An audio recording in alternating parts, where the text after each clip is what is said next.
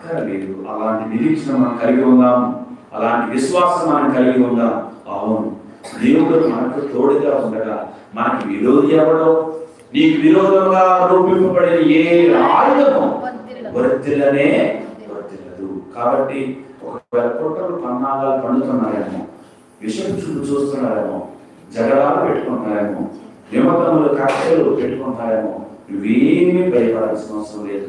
నీకు విరోధంగా ఉన్నప్పుడు ఏ ఆయుధం వర్తిల చేయకుండా ఉండడానికి యెహోవా దేవుడు మనకి ఎప్పుడు తోడుగా, దావీదుకు తోడుగా ఉన్న దేవుడు, యోసేపుకు తోడుగా ఉన్న దేవుడు, యోబుకు తోడుగా ఉన్న దేవుడు, యెహోషువకు తోడుగా ఉన్న దేవుడు, ఎస్తేరుకు తోడుగా ఉన్న దేవుడు, మోషేకి తోడుగా ఉన్న దేవుడు, న్యాయాధిపతులకు తోడుగా ఉన్న దేవుడు, రాజులకు తోడుగా ఉన్న దేవుడు, ప్రవక్తలకు తోడుగా ఉన్న దేవుడు, ప్రవక్తలకు తోడుగా ఉన్న దేవుడు, సర్వశక్తిమంతుడు, సర్వ సైన్యాధ్యక్షుడు.